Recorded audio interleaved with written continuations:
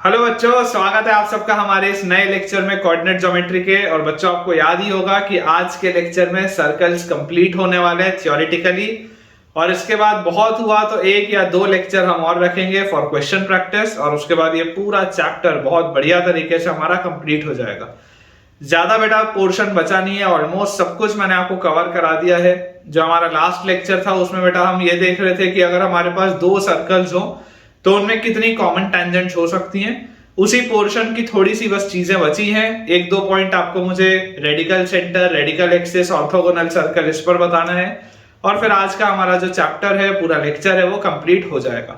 तो चलिए स्टार्ट करते हैं अपना आज का लेक्चर। लेकिन आज का बच्चों लेक्चर स्टार्ट करने के पहले आप में से जितने भी बच्चों ने अभी तक हमारे टेलीग्राम के चैनल को बेटा ज्वाइन नहीं किया है, it is my humble request कि आप सब हमारे टेलीग्राम के चैनल से जुड़िए, जिसका ज्वाइनिंग लिंक आपको नीचे डिस्क्रिप्शन बॉक्स पे दिखाई दे देगा।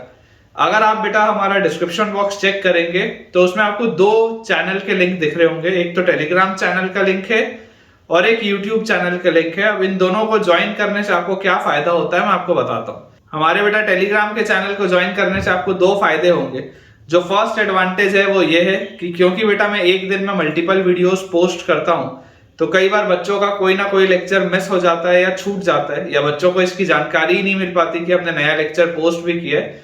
तो इस चीज से, प्रॉब्लम से बेटा बचने के लिए हमारा टेलीग्राम का चैनल आपके बहुत काम आएगा। क्योंकि मैंने एक अपनी हैबिट रखी हुई है कि जब भी मैं कोई एक वीडियो यूट्यूब पे पोस्ट करता हूं तो उसका एक क्रिएटिव मैं टेलीग्राम के चैनल पर भी शेयर करता हूं, ताकि आप बच्चों को हमेशा इस बात की जानकारी रहे कि कौन से दिन कितने बजे किस टॉपिक पे एक नया लेक्चर पोस्ट किया गया है, ताकि आपकी पढ़ाई बहुत बढ़िया तरीके से हो और आप अपडेटेड रहें। जो सेकेंड एडवांटेज है टेलीग्राम के चैनल का बेटा, वो ये है कि यहाँ पर बेटा मैं आपको बहुत सारे क्वेश्चंस की प्रैक्टिस कराता हूँ। अक्सर मैं ये बात आपको क्लेम भी करता हूँ कि जितने क्वेश्चंस आपको मैं प्रैक्टिस कराऊंगा यहाँ पे, शायद ही उतने क्वेश्चंस आपको किसी भी क्लास नोट्स में मिलेंगे। हिंदुस्तान के आप कोई भी कोचिंग इंस्टीट्यूट के टीचर के नोट्स खोल के देख लीजिए, बहुत रेयरली आपको होगा कि इतने सारे इस क्वालिटी के आपको क्वेश्चंस मिले। वो इसलिए बेटा क्योंकि मैं एक साथ 5, 6, 7 अलग अलग सोर्सेस का मटेरियल जो बेस्ट है वो सब आपको एक चैनल पर करवा रहा हूँ। बट बिलीव मी, उतने क्वेश्चन भी आपके सिलेक्शन के लिए सफिशिएंट नहीं है।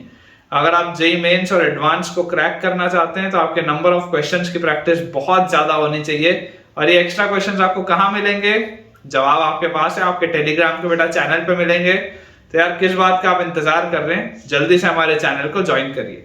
अब बात आती है बेटा हमारे YouTube चैनल की। जो सेकंड चैनल का लिंक आपको नीचे डिस्क्रिप्शन बॉक्स में दिख रहा होगा, तो भला अब ये वाला YouTube चैनल कौन सा है? तो बेटा ये भी मेरा पर्सनल YouTube चैनल है। मेरा ऐसा मानना है कि अभी आप जिस एग्जाम की तैयारी कर रहे हैं उसमें डीमोटिवेशन होना, या बेटा मन हमारा उदास हो जाना और ये सोचना कि यार हमारा सिलेक्शन नहीं हो सकता, बहुत टफ पढ़ाई है, ये तमाम परिस्थितियों से आपको वापस बाहर निकालने के लिए, आपको मोटिवेट करने के लिए, आपको इंस्पायर करने के लिए बेटा वो यूट्यूब चैनल है, जिसमें मेरा हमेशा ये प्रयास रहेगा कि मैं सिर्फ पॉजिटिव कंटेंट आपके लिए डालूं, ऐसा कंटेंट शेयर करूं जिससे कि आपकी एनर्जी इंक्रीज हो और आप अपनी पढ़ाई बहुत बढ़िया तरीके से पूरे कॉन्फिडेंस के साथ करें। तो आप अगर चाहें तो आप एक बार उस यूट्यूब चैनल को भी विजिट करके देखें, और अगर आपको फायदा होता हो तो आप उसे भी सब्सक्राइब कर लें। चलिए स्टार्ट करते हैं बेटा अपना आज का लेक्चर। अगर मेरे पढ़ाने से थोड़ा सा भी बेनिफिट हो रहा होगा तो यार आप इस वीडियो को जल्दी से लाइक कर दीजिए। अब बेटा लास्ट लेक्चर में मैंने आपको 5 केसेस बता दिए थे कि किन 5 केसेस में कैसे कैसे टेंजेंट्स डिवाइडेड होती हैं, कब 4 टेंजेंट्स होती हैं, कब 3 होती हैं, कब 2 होती है, कब 1 होती है, कब 1 भी नहीं होती है। तमाम चीजें हमने लास्ट लेक्चर में देखी थी। इंपॉर्टेंट बेटा एक रिजल्ट हमको लिखना था, जो मैं आपको बोला था कि मैं आपके लिए डेरिवेशन भी करूंगा। तो देखिए हमारे पास आप नोट डाल के बेटा लिखिएगा, नोट डाल के आप एक पॉइंट लिखिए कि द पॉइंट, इसी के आगे बेटा उसी के कंटिन्यूएशन में, the point T1 and T2, the point T1 and T2 divides, the point T1 and T2 divides C1 and C2, C1 and C2 internally, C1 and C2 internally and externally, internally and externally, internally and externally in the ratio R1 is to R2, in the ratio R1 is to R2। देखिए बेटा, जो हमारा second case था, second वाले case में तो आपको clearly दिखाई दे रहा था कि सेकंड केस में R1:R2 में जब वो टचिंग था, एक्सटर्नल टचिंग था, तो मैंने वहां पर भी आपको लिखा दिया था कि जो पॉइंट T1 होता है, वो पॉइंट T1 R1:R2 में डिवाइड करता है C1 C2 को। केस 2 में आपको दिख रहा होगा, है ना, इंटरनल आपको केस 2 में डायरेक्टली दिख रहा होगा, इंटरनल आपको केस 2 में डायरेक्टली दिख रहा होगा, और एक्सटर्नल बेटा आपको केस 4 में डायरेक्टली दिख रहा होगा जब वो इंटरनल टचिंग होता है, तो केस 4 में डायरेक्टली दिख रहा होगा। लेकिन आपको ये बात समझनी है कि ये जो दोनों चीजें, it is always valid, it is always valid.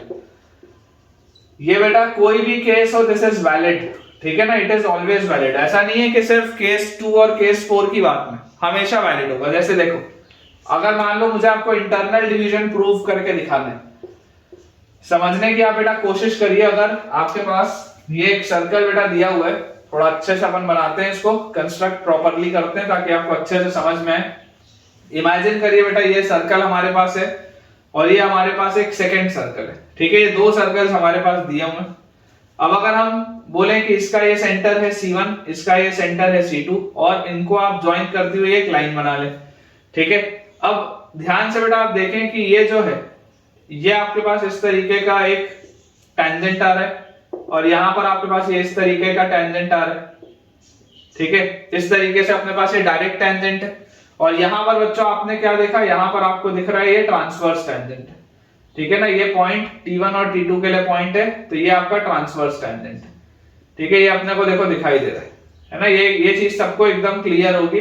ये फिगर मैंने आपके लिए कल भी बनाया था, दोबारा बना दिया, कोई बात नहीं, ठीक है। ये फिगर एकदम क्लियर होगा। अब अगर बेटा हमको बात करनी है कि यार हमें इंटरनल डिवीजन पहले देखना है, इंटरनल डिवीजन, तो इंटरनल डिवीजन के लिए मैं इसी फिगर को बेटा थोड़ा सा एनलार्ज करके बनाता हूं आपके लिए। ये देखिए, ये आपके पास एक सर्कल था, ये आपके पास दूसरा सर्कल था। अब आगे पीछे की पूरी कहानी बेकार है, आप सिर्फ इसको देखो। ये आपका एक सेंटर है, ये आपका दूसरा सेंटर है, ये सेंटर्स को ज्वाइन करती हुई लाइन है, ठीक है। ये इतने से मैं सेंटर्स को ज्वाइन करती हुई लाइन है। ये आपके पास एक टेंजेंट है, ठीक है, ये आपके पास एक टेंजेंट है, दिस इज वन टेंजेंट। सिर्फ एक टेंजेंट में मेरा काम चल जाएगा। ये एक टेंजेंट है, ये वाला पॉइंट T1 था, ये C1 था, ये C2 था, ये T2 था। आपको पता ही है कि ये वाला जो ट्रांसवर्स टेंजेंट जहां पर इस C1 C2 वाली लाइन को कट करता है, वहां पर T1 आता है, तो ये पॉइंट आपके पास आ जाएगा T1, ठीक है। अब देखिए, ये आपके पास है बच्चों C1 और ये आपके पास है C2।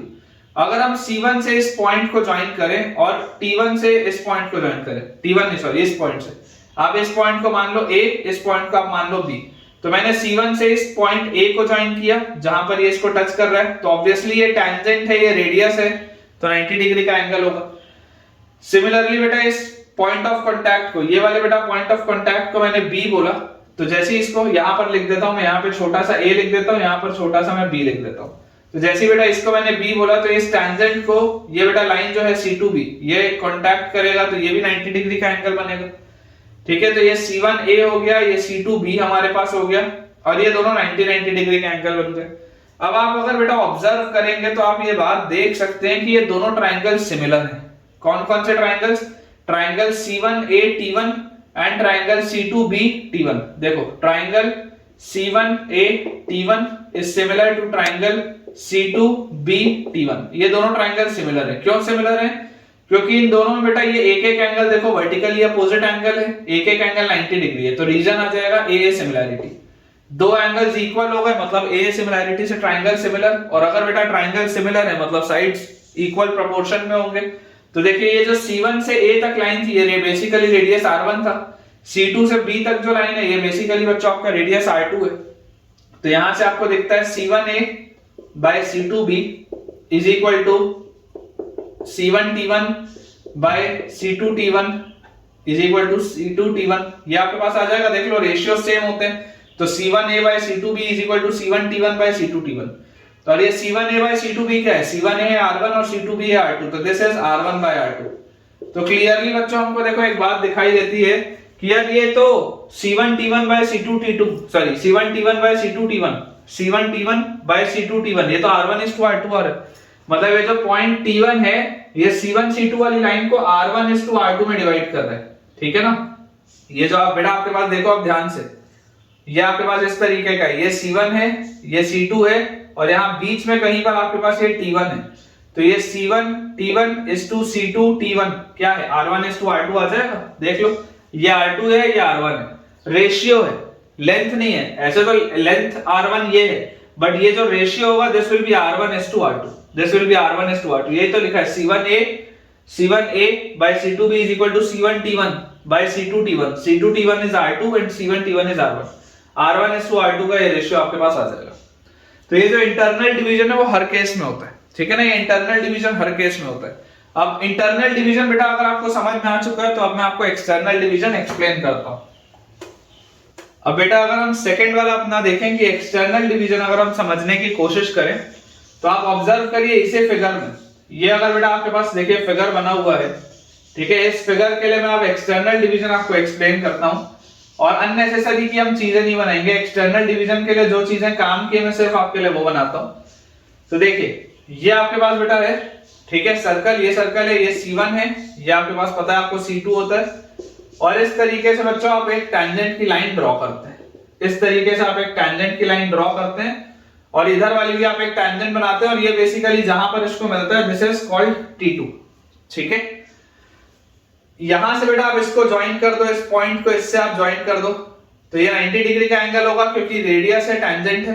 वैसे ही इस वाले पॉइंट को भी आप इससे ज्वाइन कर दो, तो ये भी बेटा आपके पास 90 डिग्री का एंगल होगा क्योंकि ये रेडियस है, ठीक है। तो ये टेंजेंट लाइन हो गई, ये 90 डिग्री या 90 डिग्री आपके पास बन गया। इस पॉइंट को अपन मान लेते हैं बेटा, लेट अस से some point M and this is some point N, M और N मान लेते हैं, कोई दिक्कत नहीं, ठीक है। उधर A और B माना था, यहाँ M और N मान लेते हैं। जैसे बेटा हम इसको ये मानेंगे, अब आप ऑब्जर्व करिए दो triangles, triangle T2 C2 N and triangle T2 C1 M, क्या ये दोनों ट्राइंगल भी सिमिलर है? T2 C2 N और T2 C1 M, T2 C2 N और T2 C1 M, ये दोनों ट्राइंगल भी सिमिलर है। क्यों? क्योंकि देखो दोनों में एक एक एंगल 90 डिग्री का है और ये वाला एंगल आपके पास कॉमन, तो ये दोनों ट्राइंगल भी सिमिलर हो जाएंगे बाय ए सिमिलैरिटी। और अगर ये बच्चों दोनों ट्राइंगल आपके पास सिमिलर आ जाते हैं, इसका मतलब T2 C2 upon T2 C1 is equal to हमारे पास आ जाएगा C2N upon C1M, same ratio में होता है। देखिए ये C1 से लेकर N तक क्या होगा, रेडियस R1, C2 से लेकर N तक होगा रेडियस R2, तो C2N is radius R2 upon C1M is radius R1। तो देयरफॉर बच्चों आप यहां से क्या बोल सकते हैं, C1T2 upon C2T2, C1T2 upon C2T2 is equal to R1 by R2, ठीक है। ये अपने पास आ जाएगा, देख लो आप, C1T2 upon C2T2, C1T2 upon C2T2। देखो ये जो पॉइंट T2 है, पॉइंट T2 भी इसको R1 is to R2 में डिवाइड कर रहा है, लेकिन ये एक्सटर्नल डिवीजन है। क्यों? क्योंकि C1 C2 के बाहर है। जो पॉइंट T1 होता है, पॉइंट T1 भी इसको डिवाइड करता है R1 is to R2 में, लेकिन वो इंटरनली डिवाइड करता है, ये एक्सटर्नली डिवाइड कर रहा है, ठीक है। तो क्लियरली आपको दिख रहा है C1T2 upon C2T2 is R1 by R2, और ये जो T2 होगा this causes your external division, ठीक है। ये एक्सटर्नल डिवीजन बच्चों यहाँ पे अपने पास आ जाएगा। तो क्लियरली आप इस बात को देख सकते हैं कि point T1 and T2 divide C1 and C2 internally and externally in the ratio R1 is to R2, हमेशा वैलिड है, सिर्फ केस 2 और केस 4 में नहीं, सिर्फ केस 2 और केस 4 में नहीं, क्योंकि बेटा केस 2 और केस 4 में साफ साफ दिखाई देता है, लेकिन उसके अलावा भी हमेशा वैलिड होगा, ये मैंने आपको प्रूव करके दिखा दिया, ठीक है। इंपॉर्टेंट रिजल्ट है, हमको ये याद होना चाहिए हमेशा। नेक्स्ट है बेटा अपने पास, अपने को अब लेंथ निकालना है, calculation of length of direct and transverse tangents, calculation of length of direct and transverse tangents, calculation of length of direct and transverse tangents, कि इनका लेंथ क्या होना चाहिए। अपन बेटा ये देखते हैं कि डायरेक्ट टेंजेंट और ट्रांसवर्स टेंजेंट का लेंथ क्या होगा। अब देखिए सोचने का बेटा आप कोशिश करिए, इमेजिन करिए आपके पास ये एक सर्कल है और ये आपके पास बच्चों दूसरा सर्कल है, ये दो सर्कल्स आपके पास है और आपको बेटा इनके डायरेक्ट टेंजेंट का लेंथ निकालना है, ठीक है। डायरेक्ट टेंजेंट का मान लो आपको लेंथ निकालना है, तो ये एक पॉइंट है, यहां से मान लेते हैं ये इस तरीके से टेंजेंट जाता, तो ये एक पॉइंट है, ये आपके पास C1 है और ये बेटा आपके पास है C2, ठीक है। C1 C2 सेंटर्स अपने को पता है और ये जिन दो पॉइंट्स पे टचिंग हो रही है ये भी अपने को पता है। इस पॉइंट को आप मान लो m, इस पॉइंट को आप मान लो n, थोड़ी देर पहले अपन ने यही माना था। और यहां से आप इसको बेटा ज्वाइन कर दो, C1 से n को, C2 से n को, तो क्लियरली आपको दिखाई दे रहा है कि ये 90 डिग्री का एंगल होगा, क्योंकि रेडियस और टेंजेंट है तो पॉइंट ऑफ कांटेक्ट पे परपेंडिकुलर होते हैं, कोई दिक्कत की इसमें बात नहीं। अब अगर बेटा ये चीज हमको एकदम साफ तरीके से एकदम क्लियर है तो मुझे बेसिकली निकालना है mn।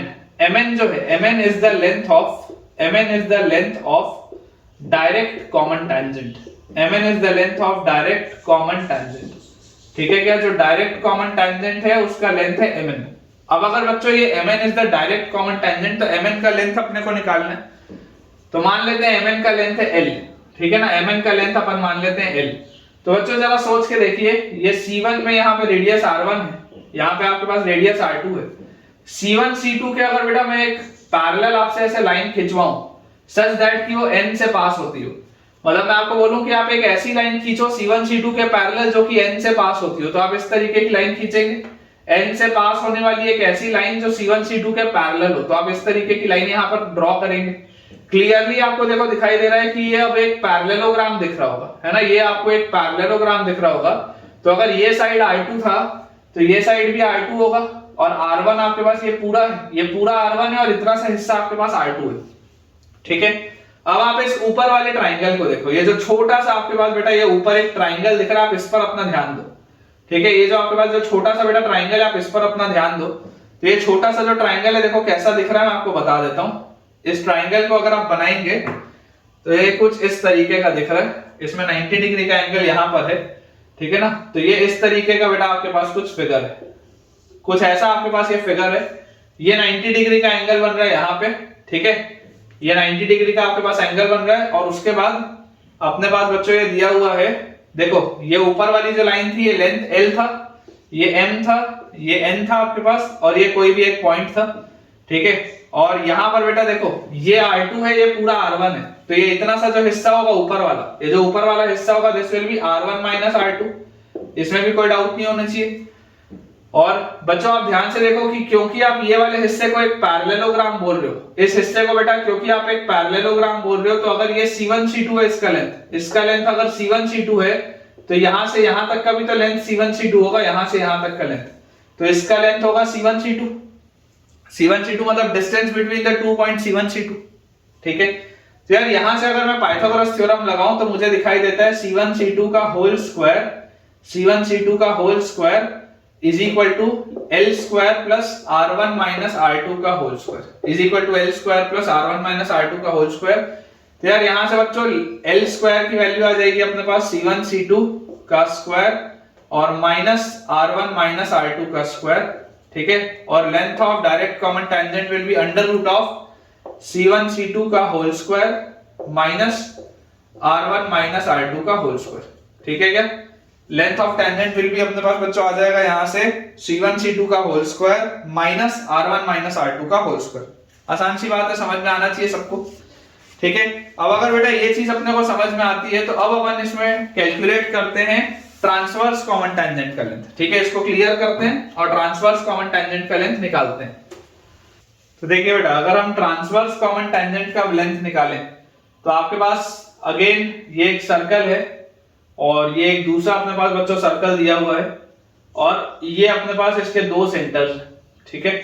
हमको अगर बच्चों ट्रांसवर्स कॉमन टेंजेंट निकालना है तो मान लेते हैं यहां से एक ऐसे टेंजेंट लाइन है जो इसको इस तरीके से टच करते हुए जाती है, इस तरीके से, इसे बोल देते हैं लेट अस से point A and this is से लेट अस से पॉइंट B। अब AB जो है, AB इज द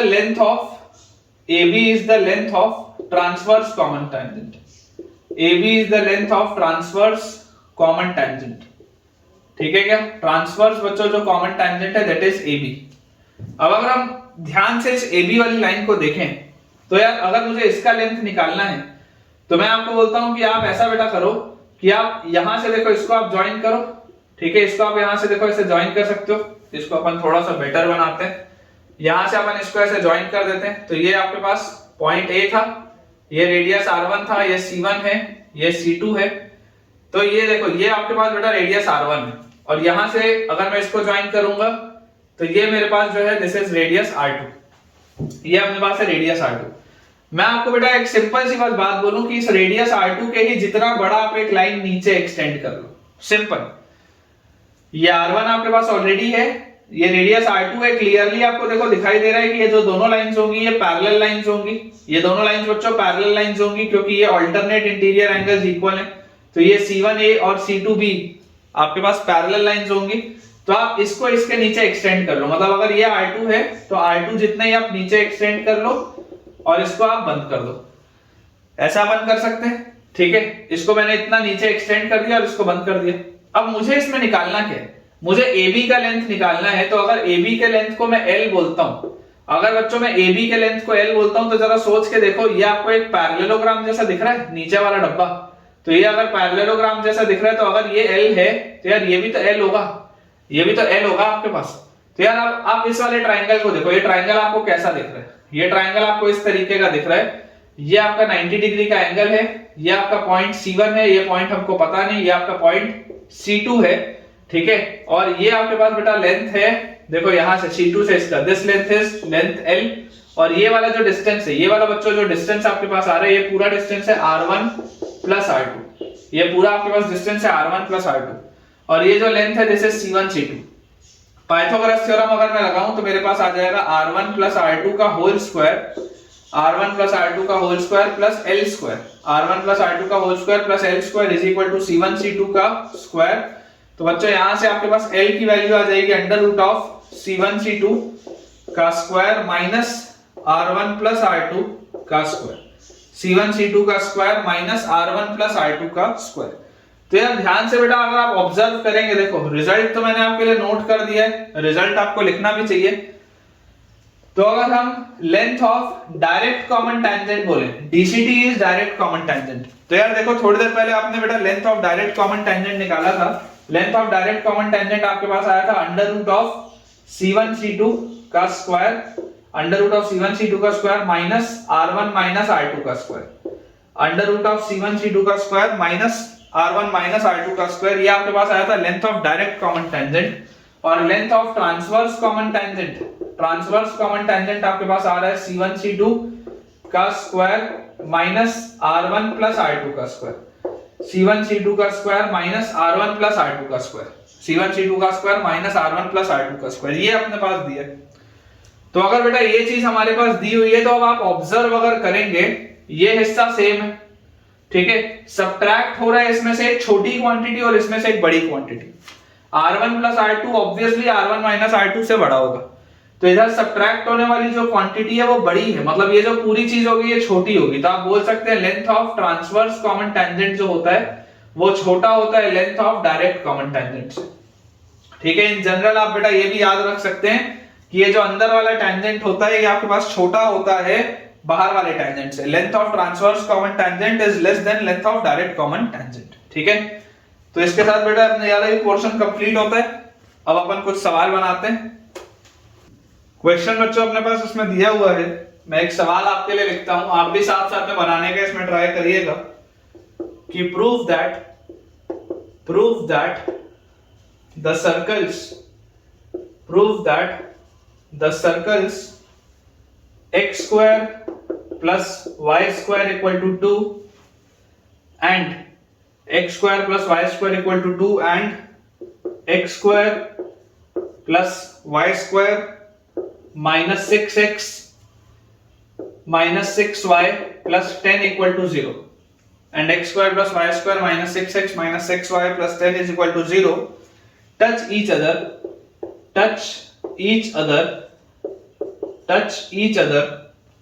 externally, ठीक है, and also find the coordinates of their point of contact and also find the coordinates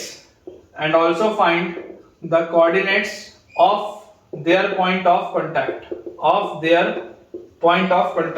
and also find the coordinates of their point of contact। ये अपने पास बच्चों सवाल है। देखिए आप इसमें ऑब्जर्व करिए, अगर आप ध्यान से बेटा इसको देखेंगे तो आपको क्लियरली एक बात दिखाई इसमें देती है कि यार आपके पास दो सर्कल्स हैं और आपको बोला जा रहा है कि प्रूव करो कि ये दोनों एक दूसरे को एक्सटर्नली टच कर रहे हैं, ठीक है ना। तो यार अगर आपके पास एक्सटर्नल टचिंग हो रही होगी तो एक्सटर्नल टचिंग के केस में बहुत सिंपल सी बात है कि in case of external touching, in case of external touching, कि अगर मान लो एक्सटर्नली बेटा ये टच हो रहा है तो C1 C2 जो होता है, C1 C2 की वैल्यू होती है R1 plus R2, C1 C2 की वैल्यू होती है R1 प्लस R2। तो यार यहां से आप देखो, अगर आप बेटा इसके सेंटर्स को ज्वाइन करोगे तो यहां पे आपको एक का सेंटर तो ओरिजिन मिल रहा है, ठीक है। इसका अगर आप सेंटर देखोगे तो इसका सेंटर क्या आएगा, -½ times coefficient of x, x का कोफिशिएंट है -6, -6 into -½ is 3, -½ times coefficient of y again 3। तो यार ये तो अपने पास आ रहा है 0,0 और 3,3, ठीक है। इसका जो रेडियस है, इसका रेडियस आपको √2 क्लियरली दिखाई दे रहा है, कोई डाउट ही नहीं है। और इसका अगर आप रेडियस देखेंगे तो इसका आपके पास रेडियस आ जाएगा √R2, अगर मैं बोलूं तो √G² plus F² minus C, मतलब -10। तो 9 और 9 18 - 10, 18 - 10 इज 8, 8 का रूट होता है 2√2। तो यार ये अपने पास आ रहा है 2√2। तो देखो C1 से C2 का लेंथ कितना आ जाएगा, √C1 से अगर बेटा मैं C2 के लेंथ को चेक करूं तो डिस्टेंस फॉर्मूला 3 - 0 का स्क्वायर मतलब 9, और फिर 3 - 0 का स्क्वायर मतलब 9 इज इक्वल टू √2 और 2√2 इज 3√2, और ये भी बेटा आपके पास आ रहा है 3√2 इज इक्वल टू 3√2। तो ये बात तो एकदम क्लियर है कि एक्सटर्नल टचिंग तो हो रही है। रेडियस R1 आपके पास है √2, रेडियस R2 आपके पास है 2√2, ये 3,3 है, ये 0,0 है। अब आपको बोला जा रहा है also find their point of contact. ये पॉइंट ऑफ कांटेक्ट क्या होगा आपको ये बताना है। तो यार पॉइंट ऑफ कांटेक्ट निकालने का पहला तरीका जो आप सबको समझ में आना चाहिए वो ये है कि ये जो पॉइंट ऑफ कांटेक्ट होता है ये इसको इंटरनली डिवाइड करता है। अगर आप इस पॉइंट ऑफ कांटेक्ट को याद करोगे T1, तो आप याद करो T1 divides C1 C2 internally, T1 divides C1 C2 internally in the ratio R1:R2। T1 divides C1 C2 internally in the ratio R1:R2। मतलब कि अगर मैं बेटा ये बोलूं तो इसका x कोऑर्डिनेट क्या होगा, x coordinate will be m1 x2। तो देखो ये रेशियो क्या है R1:R2, अगर आप देखोगे तो √2/2√2 मतलब ये 1:2 का रेशियो, 1:2 का रेशियो है बेटा। √2 डिवाइडेड बाय 2√2 विल बी 1:2। तो m1 x2, तो m1 x2 मतलब 1:3 प्लस m2 x1 मतलब 2:0 अपॉन m1 प्लस m2 3, और y अपने पास आएगा m1 y2 मतलब 1:3 प्लस m2 y1 मतलब 2:0 upon m1 plus m2 is again 3। तो यार ये अपने पास कितना आ रहा है 3/3 इज 1, और ये भी अपने पास आ रहा है 3/3 इज 1। मतलब कि बेटा ये जो पॉइंट T1 आपके पास आ रहा है this comes out to be 1,1। आपके पास बेटा जो पॉइंट आ जाएगा इसका पॉइंट ऑफ कांटेक्ट टचिंग का दैट विल बी 1,1। ये हो गया मेथड 1 जो कि हर बच्चे को समझ में आना चाहिए। मेथड 2 हालांकि थोड़ा सा लंबा मेथड है, लेकिन आपको मैं जानबूझ के बता रहा हूं ताकि आपके पिछले सारे जो कंसेप्ट्स हैं वो रिवाइज हो, ठीक है ना। ये तो बहुत बेसिक हो गया कि मैंने इस मेथड से सॉल्व कर दिया। मेथड 2 थोड़ा सा पिछली चीजों को रिवाइज करने के लिए, रिवाइज करने के लिए मैं बता रहा हूं, रिवाइज करने के लिए मैं आपको बता रहा हूं। याद करो बेटा ये जो कॉमन टेंजेंट होता था, ये जो कॉमन आपके पास टेंजेंट आता था ये रेडिकल एक्सिस भी होता था। ये जो कॉमन टेंजेंट आपके पास आता था ये रेडिकल एक्सिस भी होता था। तो अपन ऐसा करते हैं जो पॉइंट T1 है, अपन पॉइंट T1 के कोऑर्डिनेट्स मान लेते हैं x1 y1, मान सकते हैं, हमको नहीं पता क्या है x1 y1 मान लेते हैं। तो रेडिकल एक्सिस क्या होगा, रेडिकल एक्सिस अपने पास होगा s1 - s2 is equal to 0। Subtract करो, x² से x² गया, y² से y² गया, फिर 0 में से -6x गया तो 6x, फिर 0 में से -6y गया तो 6y, और उसके बाद यहां पर आपके पास इधर ले आओगे इसको 2 को, तो -2 और -2 - 10 is -12, this is equal to 0। तो हमारे पास आ गया x + y की वैल्यू 2, ये आ गया अपने पास x + y is equal to 2। अब आपको बेटा देखो x1 y1 पॉइंट पता है, तो अब आपके पास ये केस इस तरीके का हो गया। इसको भी आप फर्दर 2 मेथड से सॉल्व कर सकते हो। इसको भी अगर आप देखोगे ना तो फर्दर बेटा आप इसको 2 मेथड से सॉल्व कर सकते हो, है ना। ये मेथड 2 के अंदर भी 2 मेथड्स हैं। किस तरीके से, इमेजिन करो ये लेफ्ट वाला सर्कल है, ये लेफ्ट वाला सर्कल है, इस लेफ्ट वाले सर्कल में ये टैंजेंट है किसी पॉइंट x1 y1 पे। लेफ्ट वाले बच्चों सर्कल पर ये टैंजेंट है किसी पॉइंट x1 y1 पे। तो इक्वेशन ऑफ टैंजेंट क्या होगा, इक्वेशन ऑफ टैंजेंट आपके पास होना चाहिए t = 0। तो t = 0 के हिसाब से आप बोलोगे x x1 + y y one is equal to 2, यही आप बोलोगे। और मैं आपको बोलूंगा कि आप इसको कंपेयर कर लो इसके साथ, तो x plus y equal to 2। जैसे आप कंपेयर करोगे तो x1 by 1 will be equal to y1 by 1 will be equal to 1। तो यहां से आपके पास आंसर आ गया अगेन 1, 1, ये निकल के आ गया आंसर। मेथड 2 का फर्स्ट पार्ट। मेथड 2 का सेकंड पार्ट, मान लो ये आपका लेफ्ट वाला राइट वाला सर्कल है, ये आपका बेटा राइट वाला सर्कल है। इस राइट वाले सर्कल पे किसी पॉइंट x1 y1 पर, इस राइट वाले सर्कल में किसी पॉइंट x1 y1 पर आपने टेंजेंट डाला, तो इक्वेशन ऑफ टेंजेंट क्या होगा? Equation of tangent will be again t equal to 0। तो t इक्वल टू 0 के हिसाब से x x1 plus y y1 फिर -3 इंटू x प्लस x1 फिर -3 इंटू y प्लस y1, ठीक है ना। 2y को y प्लस y1, यहां पर भी 2x को x प्लस x1 और plus 10, this is equal to 0। ये आपके पास आ जाएगा इक्वेशन ऑफ टेंजेंट। इसको यहां पर देखो मैं सॉल्व करता हूं आपके लिए। तो अपने पास x के साथ क्या लिखा है? x के साथ अपने पास लिखा हुआ है x1 3, ठीक है ना। x के साथ लिखा हुआ है x1 3, फिर प्लस y के साथ क्या लिखा हुआ है? y के साथ लिखा हुआ है y1 3 अगेन y1 3, और फिर कांस्टेंट टर्म क्या लिखा हुआ है? x के साथ हो गया, y के साथ हो गया, कांस्टेंट टर्म लिखा हुआ है -3x1 -3y1 और प्लस 10। तो plus 10 -3x1 -3y1, this is equal to 0। यही अपने पास लिखा हुआ है कांस्टेंट टर्म। और ये वाला टेंजेंट और ये वाला टेंजेंट सेम होना चाहिए, तो this is x plus y और 2 इधर ले आऊंगा तो -2 इज इक्वल टू 0। कंपेयर बेटा अगर आप वापस से करेंगे तो आपके पास आ जाएगा x1 3 by 1 is equal to y1 3 by 1 is equal to 10 3x1 10 3x1 3y1 upon -2, 10 3x1 3y1 upon -2। बस इसको भी आप सॉल्व कर लो। इसको भी बेटा अगर आप सॉल्व करोगे ना तो देखो 1, 1 निकल आएगा। आप चाहो तो देखो आंसर वेरीफाई कर लो, अदरवाइज आप सॉल्व करके भी देख सकते हो। अगर आप x1 की जगह 1 रखते हो तो 1 -3 -2 आता है यहाँ पे। अगर आप y1 की जगह 1 रखते तब भी -2 आता, और x1 y1 की जगह अगर आप 1 और 1 रखते तो 10 में से गया 6, तो 4 बाय -2, ये भी -2 आता। तो यहां से भी आपके पास आंसर सेम ही आता, ठीक है। तो ये बेसिकली बेटा ये एक मेथड है आसान सा, और ये थोड़ा सा पिछला रिवाइज करने के लिए कि इक्वेशन ऑफ टेंजेंट हम कैसे लिखते हैं और उसके बाद हम कंपेयर करके किस तरीके से निकालते हैं। ये अगर रिवीजन वाला बेटा चीज आपको पसंद आया तो मुझे कमेंट्स में आप शेयर करिएगा। ये खास तौर पे मैंने आपको सिर्फ रिवाइज कराने के लिए कराया, अदरवाइज तो ये मेथड आपके लिए अच्छा है, आप इससे भी सॉल्व कर सकते हैं। नेक्स्ट बेटा अपने पास इसमें क्वेश्चन लिखा है, find the equation find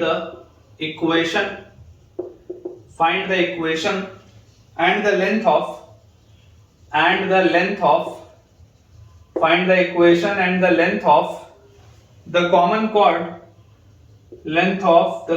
chord equation and the length of the common chord of the two circles common chord of the two circles 2x square plus 2y square plus 7x minus 5y plus 7x minus 5y plus 2 equal to 0 and x square plus y square minus 4x plus 8y minus 18 is equal to 0। ठीक है क्या? ये बेटा अपने पास देखो सवाल लिखा है, आपको यह बताना है कि इनका जो कॉमन कॉर्ड है, कॉमन कॉर्ड का लेंथ भी और उसका इक्वेशन भी। ये आपके पास बेसिकली कुछ इस तरीके के बेटा दो सर्कल्स दिए होंगे। बेसिकली आपके पास ये कुछ इस तरीके के दो सर्कल्स दिए होंगे और आपको ये बोला जा रहा है कि इनका लेंथ ऑफ कॉमन कॉर्ड भी आप बताइए और इनका बेटा जो कॉमन कॉर्ड का इक्वेशन है वो भी। तो यार इस बात को आप समझने की देखिए कोशिश करिए। सबसे पहले तो मैं आपको बता देता हूं कि मैंने इस तरीके का ही फिगर क्यों बनाया। सर्कल S1 आप लिख लो, 2 से अगर आप डिवाइड करोगे तो x square plus y square plus 7x by 2 minus 5y by 2 plus 1 is equal to 0। ये अपने पास आएगा सर्कल S1। इसमें अगर हम देखेंगे इसका सेंटर, तो सेंटर हमारे पास आ जाएगा minus half into coefficient of x, तो 7 by 2 into minus half is minus 7 by 4, minus half into coefficient of y will be 5 by 4। ये अपने पास आ जाएगा इसका सेंटर। रेडियस अपने पास इसका कितना आएगा, radius will be under root of g square plus f square minus c. तो जी स्क्वायर विल बी, थोड़ा सा इसका बेटा बेकार सा आंसर होगा, तो g square is 49/16 plus f square is 25/16, g square plus f square और माइनस सी तो मतलब -1, ये अपने पास आ रहा है। तो यार यहां से radius r1 comes out to be under root of 49 plus 25, कितना होता है 49 में 5 ऐड हुआ तो 54 और 20 तो 74 माइनस 16/16, तो 74 माइनस 16/16 मतलब 74 में से 14 गया तो 60 और 2 और गया तो 58/16। 58/16 को अगर हम देखेंगे तो हम उसको लिख सकते हैं 58/16 को डायरेक्टली या तो लिख लो, डायरेक्टली लिख लो, अंडर रूट ऑफ 58/4 लिख लो, ऐसा कर लो, 16 के बदले उसको ऐसा लिख लो अंडर रूट ऑफ 58/4। ठीक है। अब अगर हम बात करें बेटा सर्कल S2 की, तो सर्कल S2 आपके पास लिखा हुआ है x square plus y square minus 4x plus 8y minus 18 is equal to 0। तो यार यहां से अगर बेटा मैं इसको ऑब्जर्व करूं अच्छे से तो मुझे यहां पर दिखाई देता है कि इसका जो सेंटर होगा है ना, इसका सेंटर C1 ये है, इसका जो सेंटर C2 होगा that will B -½ into coefficient of x is 2 -½ into coefficient of y is -4 and radius r2 will be under root of g square plus f square और माइनस c तो मतलब plus 18, तो 18 और 4 अपने पास आ जाएगा 22, 22 में 6 ऐड हुआ तो 28 और 10 ऐड हुआ तो बेटा 38 भी कोई परफेक्ट नहीं है तो इसको आप अंडर रूट ऑफ 38 रहने दो। अब आप बेटा अगर ऑब्जर्व करेंगे C1 C2 का लेंथ, ठीक है, C1 C2 का बेटा जो डिस्टेंस है तो डिस्टेंस C1 C2 आपके पास कितना आ जाएगा under root of x1 minus x2 या x1 माइनस x2, 2 माइनस -7/4 तो 2 प्लस 7/4 का स्क्वायर प्लस -4 माइनस 5/4 तो -4 माइनस 5/4 का स्क्वायर, ये अपने पास आ जाएगा। तो यहां से बेटा 4 into 2 8 और 7 अपने पास आ जाता है 15, तो this is under root of 15 का स्क्वायर इज 225 प्लस 4 और 4 16 मतलब -16 और -5 -21, तो 21 का बेटा जैसे आप स्क्वायर करेंगे तो आपके पास आएगा 441 तो प्लस 441/16 तो ये अपने पास आ जाएगा 200 और 400 600 और 20 660 और अंडर रूट ऑफ 666/4, ये अपने पास ऐसा है। इसको आप चाहें तो देखो फर्दर भी सॉल्व कर सकते हैं, ये फैक्टराइज हो जाएगा है ना, ये फैक्टराइज बेटा हो जाएगा। इसको अगर आप देखोगे तो 666 को 6 into 111 लिखोगे और 111 भी बेटा अपने को दिख रहा है 3 से फैक्टराइज होता है, तो 111 के लिए आप उसको लिख सकते हो 3 से अगर आप उसको कट करोगे 111 को, जैसे आप इसको 3 से काटोगे तो 3 3 9 आएगा 37, तो अपने पास आ जाएगा 37, ठीक है ना। तो 37 into 3 और उसके बाद into 6, तो इसको आप ऐसा लिख सकते हो 666 को 37 into 3 into 3 into 2, इसको अपन इस तरीके से लिख सकते हैं, ठीक है क्या, देख लो आप ध्यान से 37 into 3 आपके पास आ जाएगा 111 और ये 6 तो आपके पास आ जाएगा 666, तो this can be written as 3 बाहर और under root of 37 into 2 is 74/4, आप इसको ऐसा भी बेटा लिख सकते हैं, ठीक है। थोड़ा सा कॉम्प्लिकेटेड है, मैं पहले से बता दे रहा हूं, इसका आंसर अच्छा नहीं आएगा। तो अगर आप बेटा ध्यान से इसको ऑब्जर्व करेंगे तो क्लियरली आपको दिखाई दे रहा है कि C1 C2 की जो वैल्यू है और अगर आप यहां पर देखेंगे R1 प्लस R2 की वैल्यू, तो R1 प्लस R2 की वैल्यू बेटा ज्यादा आ रही है C1 C2 से। अब अगर हम बात करें इसके कॉमन कॉर्ड के इक्वेशन की, तो इक्वेशन ऑफ कॉमन कॉर्ड जो होता है, कॉमन कॉर्ड तो इस केस में इसका बेसिकली रेडिकल एक्सिस ही होता है, तो रेडिकल एक्सिस को तो आप लिख सकते हैं S1 minus S2 is equal to 0, ठीक है। तो जैसे बेटा आप S1 माइनस S2 करेंगे तो देखिए x स्क्वायर से x स्क्वायर गया, y स्क्वायर से y स्क्वायर गया, 7x/2 और माइनस ऑफ माइनस 4x तो 7x/2 प्लस 4x आ गया, फिर -5y/2 और -8y तो -5y/2 -8y, ये अपने पास आ गया, और +1 और माइनस ऑफ -18 मतलब +1 + 18, दिस इज इक्वल टू 0, ठीक है क्या, ये बेटा अपने पास आ जाएगी चीज। तो यहां से बेटा अगर हम इसको ध्यान से देखें तो 4 2 8 और 7 15x/2, फिर 2 into 8 16 और 5 तो -21y/2 और +19 इज इक्वल टू 0, तो हम फाइनली इसको लिख सकते हैं 15x minus 21y plus 38 is equal to 0। 15x minus 21y plus 38 is equal to 0। ये अपने पास बेटा आ जाएगा, देखो 15x minus 21y plus 38 equal to 0। This is the equation of the common chord. और इसके बाद अगर आपको इसका लेंथ निकालना, तो ये वाली बेटा मैंने मेहनत इसीलिए की थी क्योंकि ये लेंथ में भी काम आएगा अपने को। तो यहां से आप देखो, ये बेटा अगर आपके पास ये कॉमन कॉर्ड है, ठीक है ना, this is the common cord. तो अगर मेरे को इस कॉमन कॉर्ड का लेंथ बताना है, तो इसका लेंथ बताने का जो बहुत सिंपल सा तरीका है, बहुत बेटा जो सिंपल सा तरीका है वो ये है कि यार यहां से देखो, आपको ये C1 पता है, आपको बच्चों ये C2 पता है, ठीक है। अब यहां से अगर मैं आपको बोलूं कि ये जो रेडियस है, ठीक है, ये बेटा आपका इसका रेडियस है, और ये जो रेडियस है और ये आपकी जो लाइन होती है इसके परपेंडिकुलर होती है। ये आपको पता ही है कि radical axis is always perpendicular to the line joining C1 C2, ये बात हमको पता है। तो ये रेडियस R1 मुझे पता है, ये डिस्टेंस मुझे पता है।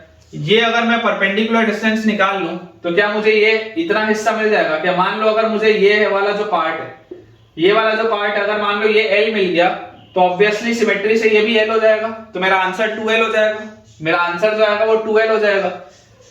तो मैं आपको बेटा ये बोलता हूं कि आप C1 से इस लाइन पर परपेंडिकुलर डाल लो, या आप C2 से भी डाल सकते हो, है ना। देखो C1 बेसिकली बेकार से है, चलो डाल लेते हैं C1 से ही। इसको अपन बेटा यहां से क्लियर करते हैं, थोड़ा सा इसको अपन यहां से क्लियर कर लेते हैं, इसका अपने को काम उतना नहीं पड़ेगा C2 वाले साइड का। तो इसको अपन यहां से मिटा लेते हैं, ठीक है। और यहां पर अपन इसको अब लिखते हैं कि अगर हम इसको ध्यान से ऑब्जर्व करें तो हमको यहाँ पर दिखाई देता है कि जैसे आप C1 से इस पे परपेंडिकुलर ड्रॉप करेंगे तो 15 इंटू माइनस 7/4 और minus 21 into 5/4 plus 38 divided by under root of, हमारे पास है 15 का स्क्वायर और प्लस 21 का स्क्वायर, 15 का स्क्वायर प्लस 21 का स्क्वायर और इसका मॉड, इसका मॉड। ये बेसिकली ये वाला डिस्टेंस है, ठीक है, ये बेसिकली ये वाला डिस्टेंस है। जैसे इस डिस्टेंस में इस पूरे का जब आप स्क्वायर करोगे, इस पूरे का जब आप स्क्वायर करोगे और उसमें आप L स्क्वायर ऐड करोगे तो वो R1 स्क्वायर के बराबर होना चाहिए। R1 स्क्वायर मतलब वो बराबर होना चाहिए 58/16 के। ये कंसेप्ट है, क्योंकि इतने से मैंने पाइथागोरस थ्योरम लगाया है। और मेरा जो आंसर आएगा length of chord that will be 2L, length of chord मेरा 2L आएगा, यहां से मैं L निकालूंगा। तो देखो बेटा यहां से अब थोड़ा सा कैलकुलेशन स्टार्ट होगा, ठीक है। मैं कैलकुलेशन पूरा नहीं कर रहा हूं, लेकिन मैं आपके लिए डायरेक्टली इसमें आंसर लिख देता हूं। मेरे पास आंसर दिया हुआ है, L की बेटा वैल्यू आपके पास आ जाएगी अंडर रूट ऑफ 1102 बाय 333। ये आपके पास L की बेटा वैल्यू आ जाएगी। इसको आप जब सॉल्व करेंगे ना तो ये आपके पास आ जाएगा और फाइनल आंसर आपके पास जो आ जाएगा दैट विल बी 2L। तो final answer will be 2 into under root of 1102 upon 333। Approach मैंने आपको बता दिया कि लेंथ ऑफ कॉर्ड निकालते कैसे, ठीक है ना। अप्रोच आपके लिए बिल्कुल बेटा ये क्लियर होगा, बाकी आप इस तरीके से इसको सॉल्व करके निकाल सकते हैं। तो बेटा नोट डाल के आप पॉइंट लिखेंगे, नोट डाल के लिखेंगे, इंपॉर्टेंट पॉइंट है, ऑल्दो आपको पता भी होगा कि if the centre of the three circles, if the centre of three circles, if the center of three circles are collinear, if the center of three circles are collinear, then their radical center will not exist, then their radical center will not exist, then their radical center will not exist। मतलब क्या बेटा बोलने का, देखिए radical centre कब होता है, जब तीनों सर्कल के जो सेंटर्स हो नॉन कोलिनियर हो। बेसिकली बेटा आप समझो कि अगर आपके पास तीन सेंटर्स कोलिनियर आ गए, अगर आपके पास बच्चों तीन सेंटर्स कोलिनियर आ गए इस तरीके से, तीनों सेंटर्स अगर आपके पास कोलिनियर आ गए, तो बहुत ऑब्वियस सी बात है कि यार इन दोनों का जो रेडिकल एक्सिस होगा वो इसके परपेंडिकुलर होगा, इन दोनों का रेडिकल एक्सिस इसके परपेंडिकुलर होगा, इन दोनों का रेडिकल एक्सिस इसके परपेंडिकुलर होगा। तो कभी भी इनका मीटिंग पॉइंट तो आएगा ही नहीं, रेडिकल एक्सिस आपस में पैरेलल हो जाएंगी। अगर इस लाइन के परपेंडिकुलर है तो आपस में पैरेलल हो जाएंगी। अगर आप चाहते हैं कि बेटा रेडिकल सेंटर बने, तो रेडिकल सेंटर कब बनता है, जब बेटा सर्कल के सेंटर्स नॉन कोलिनियर हो। तभी जब बेटा जब सर्कल के आपके सेंटर्स नॉन कोलिनियर होंगे तभी तो रेडिकल एक्सिस आपके पास प्रॉपर्ली आएगा ना। देखिए अगर सर्कल के सेंटर्स नॉन कोलिनियर होंगे तभी आपके पास रेडिकल एक्सिस आएगा। देख लीजिए आप इस तरीके से। तो हमारे पास सर्कल के अगर सेंटर नॉन कोलिनियर है तो ऑटोमेटिकली आपका रेडिकल एक्सिस आ जाएगा और रेडिकल सेंटर भी आ जाएगा। लेकिन अगर मान लीजिए 3 सर्कल्स बेटा आपके पास कोलिनियर आ गए, तीनों सर्कल के अगर सेंटर कोलिनियर आएगा तो बहुत ऑब्वियस सी बात है कि रेडिकल सेंटर नहीं होगा। एक ये पॉइंट आपको पता होना चाहिए। सिमिलरली कई बार बेटा अपने को फैमिली ऑफ कंसेंट्रिक सर्कल्स अगर मान लो लिखना हो, मान लो अगर अपने को कभी फैमिली ऑफ, ये पहला नोट पॉइंट है, दूसरा नोट पॉइंट, ये कुछ मिसलेनियस चीजें हैं जो ऐसे मेरे को लगा आपको बता देना चाहिए।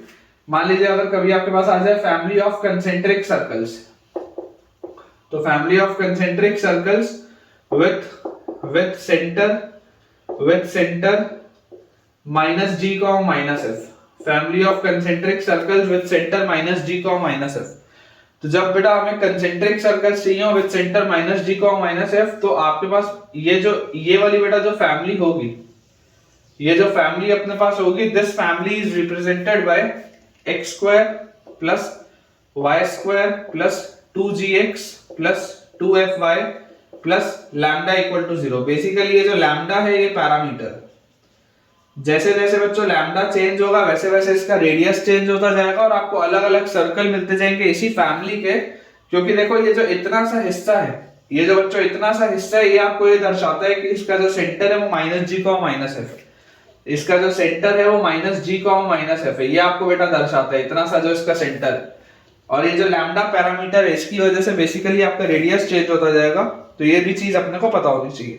ठीक है, चलिए सवाल देखते हैं आप। एकदम बेटा सिंपल सा क्वेश्चन है अपने पास, दिया हुआ है, क्वेश्चन दिया हुआ है if the circle x square plus y square equal to 1, if the circle x square plus y square equal to 1 bisect the circumference, if the circle x square plus y square equal to 1 bisect the circumference of the circle,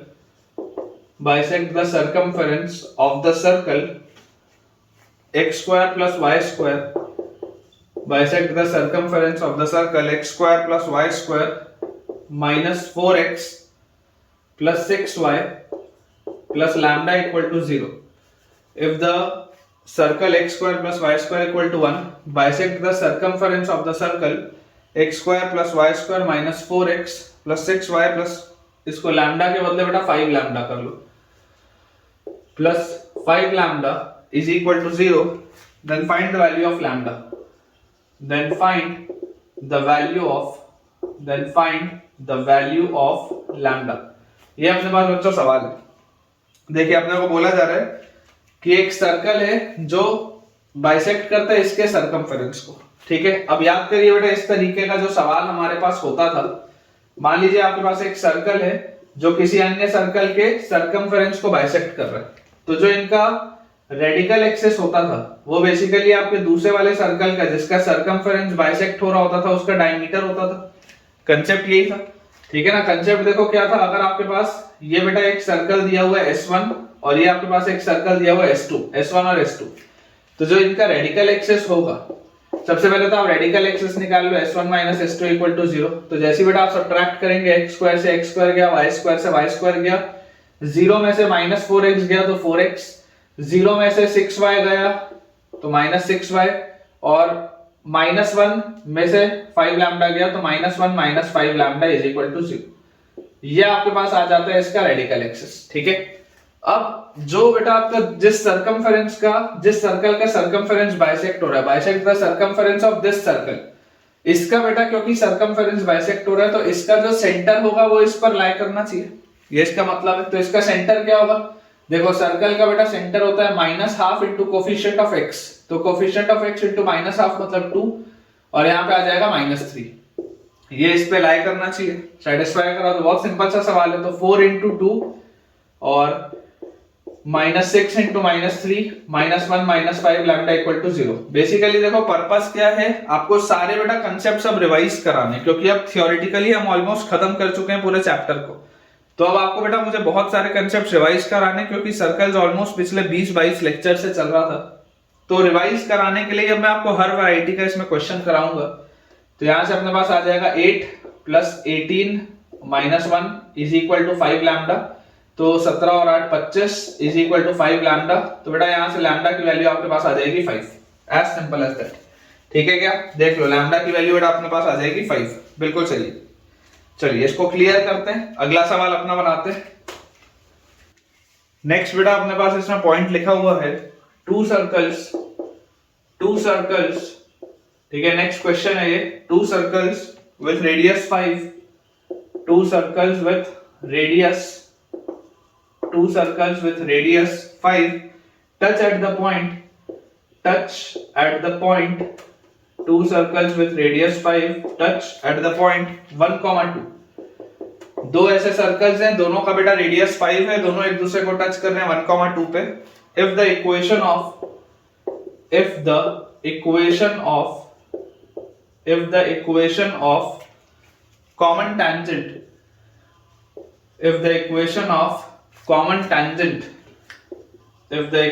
of common tangent is 4x plus 3y equal to 10. If the equation of the common tangent is 4x plus 3y equal to 10, and one of the circle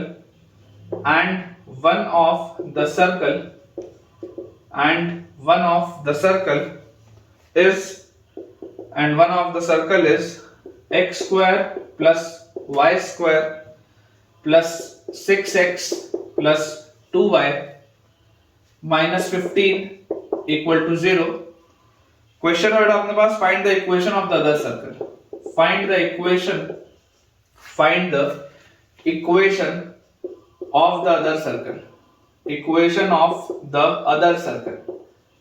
देखिए एक बार बेटा मैं पूरा सवाल आपके लिए दोबारा read करता हूं। लिखा है अपने पास two circles with radius 5 touch at the point 1, 2। दो सर्कल्स हैं, दोनों का बच्चों रेडियस 5 है और वो एक दूसरे को टच करते हैं एट पॉइंट 1, 2। तो बहुत ऑब्वियस सी बात है कि आपके पास ये इस तरीके का सर्कल्स होंगे, कुछ इस तरीके, है ना। देखो दोनों का बेटा रेडियस आपके पास 5 आएगा। बेसिकली एक जैसे ही सर्कल्स आपको दिखेंगे, सिमेट्रिक दिखेंगे सर्कल्स, ठीक है ना। और टचिंग भी ऑब्वियस सी बात है कि एक्सटर्नल हो रही होगी, इंटरनल टचिंग तो हो नहीं सकती, क्योंकि अगर इंटरनल टचिंग होगी तो यार ये फिर तो दोनों के दोनों सर्कल्स आपके क्या हो जाएंगे, कोइंसिडेंट हो जाएंगे। इंटरनल टचिंग तो हो नहीं सकती। तो यहाँ पर ये इस तरीके से टचिंग हो रही है, ये एक पॉइंट है, ये दूसरा पॉइंट है। मतलब बहुत ही आसान सा बेटा ये सवाल है, बहुत ही आसान सा। देखो लिखा है टू सर्कल्स विथ रेडियस 5, दोनों का रेडियस 5 है। मैं इसको आपको दो मेथड से बताता हूं। पहले मैं आपको इसको मेथड 1 से बताता हूं, जो कि एक मुझे आसान मेथड क्लिक हो रहा है। देखिए दोनों का रेडियस 5 है, touch each other at the point 1, 2। ये एक दूसरे को 1, 2 पर टच करते हैं। If the equation of common tangent is 4x plus 3y equal to 10, इनका ये जो common tangent है this is 4x plus 3y equal to 10, and one of the circle is x square plus y square plus 6x plus 2y minus 15। इन दोनों में से कोई एक circle मान लेते हैं, ये वाला, ये सर्कल है x square plus y square plus 6x plus 2y और minus 15 is equal to 0। ये अपने पास दिया हुआ है। तो इस सर्कल का सेंटर क्या होगा, -12 इंटू कोफिशिएंट ऑफ x मतलब -3, -12 इंटू कोफिशिएंट ऑफ y मतलब -1। ये इसका सेंटर आएगा। तो यार मेथड 1 तो आपको बेटा ये बोलता है कि आपको अगर ये कॉमन टेंजेंट का इक्वेशन ना भी दिया होता ना तब भी कोई फर्क नहीं पड़ रहा था। इमेजिन करो अगर आपको ये नहीं पता तो इसका कोई यूज नहीं है। आप तो सिंपल ये देखो, अगर दो सर्कल्स एक दूसरे को एक्सटर्नली टच कर रहे हैं तो ये जो पॉइंट होता है ये इसको सेम रेशियो में डिवाइड करते हैं, R1:R2 में। R1 भी 1 है, R1 भी 5 है, R2 भी 5 है। तो आप बोल सकते हैं कि ये अगर सेंटर C1 है, ये बेटा सेंटर C2 है, और ये वाला जो पॉइंट है, अगर ये पॉइंट आपके पास T1 है तो आपको ये चीज दिखाई दे रही है कि यार C1T1 बाय C2T1 दोनों ही 5/5 होगा विच इज 1। R1:R2 में होगा विच इज 1। तो यहां से अपने पास क्या आ जाएगा, 1:1 में अगर हो रहा है तो मतलब ये इसका मिड पॉइंट होगा। तो आप बच्चों इसके कोऑर्डिनेट्स मान लीजिए x1, y1, या आप इसके कोऑर्डिनेट्स मान लीजिए x2, y2। ठीक है क्या, x2, y2 अगर आप मानेंगे तो आपके पास आ जाएगा मिड पॉइंट थ्योरम के हिसाब से, क्योंकि ये 1:1 में डिवाइड कर रहा है मतलब ये मिड पॉइंट होगा। तो x2 -3/2 इज इक्वल टू 1। तो यहां से आपके पास आ जाएगा x2 की वैल्यू 5 और y2 -1/2 इज इक्वल टू 2। तो y2 की वैल्यू भी अपने पास आ जाएगी 5 इसका मतलब बेटा सर्कल का इक्वेशन क्या आ जाएगा, सर्कल के सेंटर आपको मिल गया 5,5, रेडियस 5 है, तो this will be x minus 5 का स्क्वायर प्लस y माइनस 5 का स्क्वायर इज इक्वल टू 25। ये अपना आंसर होना चाहिए, ऐसा मुझे लगता है। एक बार मैं चेक बेटा इसको कर लेता हूं। आसान सा सवाल है, डिफिकल्ट क्वेश्चन बिल्कुल भी नहीं है। ठीक है, तो आंसर तो बेटा अपना बिल्कुल सही है। आंसर अपना ये बिल्कुल करेक्ट है। This is x square plus y square minus 10x minus 10y plus 25 और 50 और में से 25 गया तो प्लस 25 इज इक्वल टू 0।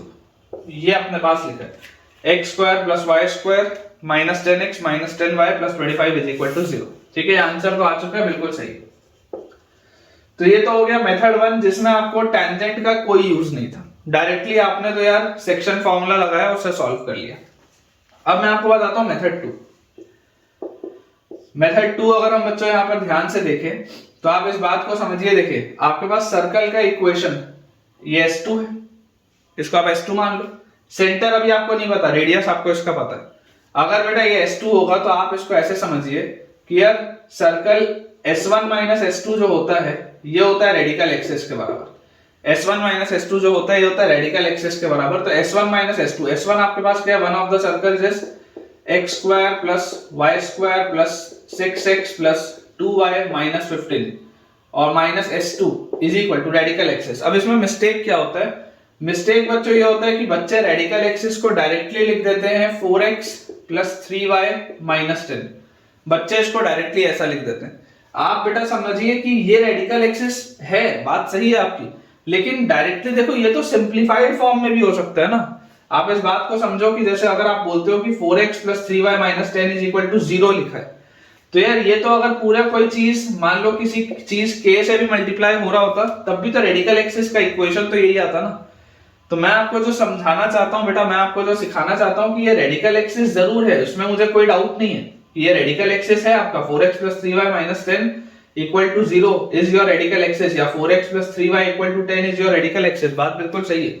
लेकिन जब आप यहां पर लिखेंगे ना तो S1 माइनस S2, क्योंकि ये एक स्ट्रेट लाइन है और यहाँ पर क्योंकि ये 0 से इक्वेट हो रहा था तो ये अपने मोस्ट सिंप्लीफाइड फॉर्म में था। इसको आपको कायदे से लिखना चाहिए 4x plus 3y minus 10 into k, ये आपको लिखना चाहिए कायदे से। ठीक है, तो this will be k into 4x plus 3y minus 10।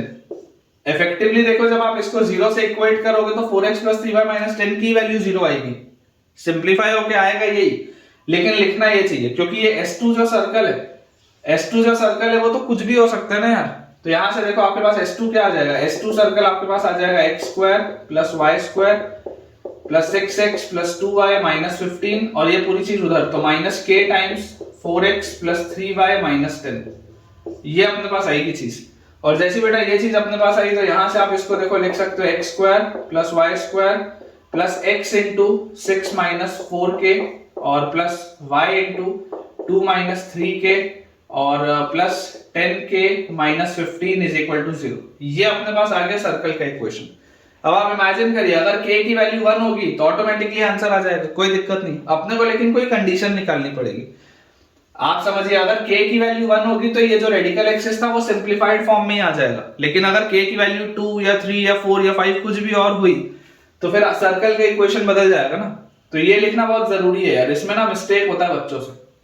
इस बात को याद रखिएगा कि ये जो स्ट्रेट लाइन है ये तो मोस्ट सिंप्लीफाइड फॉर्म में आप लिखे हो ना, अदरवाइज तो बेटा ये straight line 8x plus 6y equal to 20 भी हो सकती थी, ये straight line 12x plus 9y equal to 30 भी हो सकती थी, कुछ भी हो सकता था ना। फाइनली इक्वेशन वही है, लेकिन आपने मोस्ट सिंप्लीफाइड फॉर्म में लिखा है, इसलिए मैं इसको बेटा k से मल्टीप्लाई किया और फाइनली मैंने ये चीज लिख ली। अब मुझे एक ऐसी कंडीशन चाहिए, जिससे कि ये k की वैल्यू निकल पाए। तो यार मुझे इसमें एक चीज पता है, एक चीज मुझे क्या पता है कि इनका जो कॉमन टेंजेंट है वो कॉमन टेंजेंट मुझे दिया हुआ था। ये बेटा मेरे पास सर्कल का इक्वेशन है। अब अगर ये सर्कल का इक्वेशन है, मैंने फैमिली ऑफ सर्कल्स के हिसाब से s प्लस लैम्डा l लगा के ये चीज कर ली। मुझे एक चीज पता है कि इस सर्कल का भी रेडियस क्या है, 5 है। इसका भी रेडियस अगर 5 है तो मैं यहां से कंप्यूट कर सकता हूं। अगर इसका भी बच्चों रेडियस 5 है तो आप यहां से देखो g की वैल्यू आपके पास कितनी आ जाएगी, 2gx होता है तो g will be 3 minus 2k, 2fy होता है तो अपने पास बेटा यहां से देखो जैसे आप 2 का फैक्टर लोगे, यहां पे एक बार देख लेता हूं मैं, ठीक है, बिल्कुल सही है। तो जैसे मैं इसमें 2 का फैक्टर लूंगा 2f(y) के लिए, तो this will be 1 minus 3/2k, और कांस्टेंट टर्म c की वैल्यू अपने पास आ जाएगी 10k minus 15, 2gh plus 2fy plus c। तो रेडियस बच्चों होता है 5 which is equal to under root of, इस सर्कल का भी रेडियस 5 है, g square plus f square minus c। तो g स्क्वायर मतलब अपने पास आएगा 3 माइनस 2k का whole square, g square plus f square मतलब अपने पास आएगा 1 माइनस 3/2k का होल स्क्वायर, और माइनस c मतलब अपने पास आएगा 10k माइनस 15। ठीक है, स्क्वायर बेटा जैसे दोनों साइड आप करोगे तो आपके पास आ जाएगा 25 इज इक्वल टू, इसको ओपन अप करते हैं तो 9 plus 4k square 2 into 2 4 into 3 तो माइनस 12k। फिर इसको ओपन अप करेंगे तो 1 plus 9/4k square, 1 plus 9/4k square और 2 इंटू 2 ये कटेगा और माइनस 3k, और उसके बाद माइनस 10k प्लस 15। ये अपने पास बेटा देखो चीज लिखी, इसको अगर अपन सिंप्लीफाई करें तो कांस्टेंट टर्म देखो क्या क्या आ रहा है, ये 9 और ये 1 10 और 15 25 और ये 25, ये तो कट गया। तो कांस्टेंट टर्म तो इसमें कुछ भी नहीं आ रहा। k वाले अगर हम टर्म्स देखें k स्क्वायर वाले, तो ये 4k स्क्वायर है और ये 9/4k स्क्वायर है, तो 4 इंटू 4 16 और 9 25/4 25/4k स्क्वायर आ गया। और यहाँ पर देखो लिखा हुआ है माइनस 12k और माइनस 3k, तो माइनस 15k और माइनस 10k, तो माइनस 25k, तो इज इक्वल टू आएगा 25k। ठीक है, अब बच्चों या तो k की वैल्यू 0 होगी या k की वैल्यू आपके पास आएगी 4। तो देखो k की वैल्यू आप 0 तो ले नहीं सकते, क्योंकि अगर आप k की वैल्यू 0 करोगे तो s1 और s2 सेम आ जाएगा। दोनों सर्कल सेम तो आ नहीं सकते, दोनों सर्कल बेटा कोइंसिडेंट तो हो नहीं सकते ना, s1 और s2 सेम नहीं है, तो k की वैल्यू 0 तो हो नहीं सकती। क्योंकि देखो जैसे ही आप k की वैल्यू 0 करोगे s1 की वैल्यू s2 के बराबर आ जाएगी, तो बेकार हो जाएगा सवाल, दोनों सर्कल सेम नहीं हो सकते। तो यहां से देखो ये 25 से 25 भी कटा, तो k की वैल्यू आपके पास आ जाती है 4। और जैसे बच्चों k की वैल्यू अपने पास 4 आती है, तो ये देखो ये जो इक्वेशन लिखा हुआ है, ये इक्वेशन कन्वर्ट होकर क्या बन जाएगा, final equation will be x square plus y square, k की जगह 4 रखते हैं, 4 इंटू 4 16, तो माइनस 10x। देख लो सेम रिजल्ट आ रहा है। 4 रखते हैं, 4 into 3 12, 2 minus 12 is minus 10y। फिर 4 रखते हैं, 10 इंटू 4 40 minus 15 is 25 is equal to 0। Same answer आएगा। आपको बच्चों जिस भी मेथड से करना हो, आपको मेथड 1 या मेथड 2 जिस भी मेथड से करना हो आप कर सकते हैं। मैं आपको अलग अलग मेथड्स क्यों बता रहा हूं, मैं आपको बेटा बेसिकली देखिए रिवाइज करा रहा हूं सारी चीजें जो मैंने आपको बोला भी था। अब हम जितने भी क्वेश्चंस करेंगे उसमें मैं आपको मल्टीपल अप्रोचेस बताऊंगा, ताकि आपके दिमाग में सब कुछ एकदम क्लियर हो जाए कि क्या होता है अप्रोच, कैसे करना होता है। ठीक है, अगर बेटा आपको मजा आ रहा है, सीखने को कुछ मिल रहा है, और अगर मेरी इतनी मेहनत के बाद थोड़ा भी कॉन्फिडेंस इंक्रीज हुआ है, तो मुझे कमेंट्स में आप जरूर बताइए।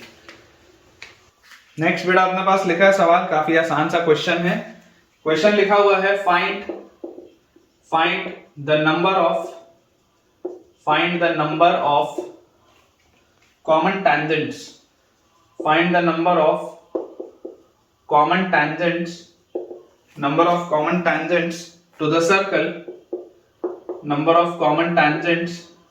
circle, x square plus y square equal to 1, common tangents to the circle x square plus y square equal to 1, and x square plus y square minus 2x minus 6y, x square plus y square minus 2x minus 6y plus 6 equal to 0। एकदम simple सा बेटा सवाल है। Basically आपको सिर्फ ये देखना है कि ये दोनों सर्कल्स का पोजीशन एक दूसरे के रिस्पेक्ट में कैसा है।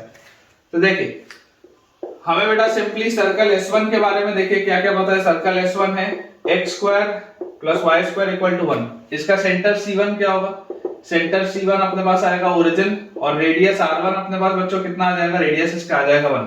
बहुत ऑब्वियस सी बात। अब अगर हम बात करें बेटा सर्कल S2 की, तो सर्कल S2 हमारे पास देखिए लिखा हुआ है x square plus y square और minus 2x minus 6y plus 6 is equal to 0। Minus 2x plus minus 6y plus 6 is equal to 0। एक बार देख लेते हैं, हाँ यही लिखा है। तो यहां से बच्चों देखो सेंटर C2 क्या आ जाएगा, minus half times coefficient of x मतलब 1 minus half times coefficient of y मतलब 3। 1,3 आ गया इसका सेंटर। और इसका रेडियस हमारे पास क्या आ रहा है, इसका बच्चों radius R2 will be under root of g square plus f square और माइनस c। तो यहां से बच्चों आपके पास आ जाएगा √5। ठीक है क्या, रेडियस अपने पास बच्चों आ जाएगा √5। अब C1 C2 क्या है, अगर हम दोनों के बीच का डिस्टेंस देखें C1 C2, तो C1 C2 is under root of distance formula 1 minus 0 का स्क्वायर मतलब 1 स्क्वायर, 3 माइनस 0 का स्क्वायर मतलब 3 स्क्वायर, 9 और 1 ये आ रहा है रूट 10। ठीक है क्या, ये बेटा अपने पास आ जा रहा है रूट 10। तो यार देखो अंडर रूट ऑफ, एक सेकेंड, एक गलती अपन ने कर दी, जी स्क्वायर प्लस एफ स्क्वायर आपको करना है ना, तो 1 और 3 का स्क्वायर 9 और माइनस सी, तो 9 और ये बेटा ये 2 आएगा आपके पास। ठीक है क्या, ये 2 आएगा, देख लो, under root of g square plus f square और माइनस सी, तो माइनस सी मतलब माइनस 6, तो ये आ जाएगा 4, उसका रूट आ जाएगा 2। तो यार देखो बेटा अपने पास C1 C2 जो है, C1 C2 जो है वो है root 10 which is of course greater than 3, क्योंकि रूट 9 की वैल्यू 3 होती है, तो रूट 10 इज ग्रेटर देन 3। और ये जो ये आपके पास बेटा लिखा हुआ है 3 क्या है, 3 basically R1 plus R2, R1 plus R2, इसका मतलब बच्चों C1 C2 जो है वो R1 प्लस R2 से बड़ा आ रहा है। और अगर आपके पास C1 C2 R1 plus R2 से बड़ा आ जा रहा है, इसका मतलब क्या है, इसका मतलब सिंपल सा है कि आपके पास जो दोनों सर्कल्स होंगे वो दोनों सर्कल्स दूर दूर होंगे, वो दोनों सर्कल्स दूर दूर होंगे, दोनों में कोई आपस में संपर्क नहीं होगा। तो ऐसे वाले केस में आप जानते हैं कि नंबर ऑफ कॉमन टेंजेंट्स अपने पास कितने आ जाते हैं, नंबर ऑफ कॉमन टेंजेंट्स बच्चों अपने पास आ जाते हैं 4, number of common tangents is 4। यही तो पूछा था, number of common tangents, 2 direct tangent आएंगे और बच्चों 2 आपके पास ट्रांसवर्स टेंजेंट आएंगे। ठीक है, तो सिंपल सा बस इसमें अपने को पोजीशन चेक करना था सर्कल का, रेडियस 1 है इसका, इसका 2 है, और C1 C2 बेटा अपने पास आ जा रहा है under root of 10 which is greater than 3, root 3। ठीक है, चलिए अगला देखते हैं बेटा क्वेश्चन।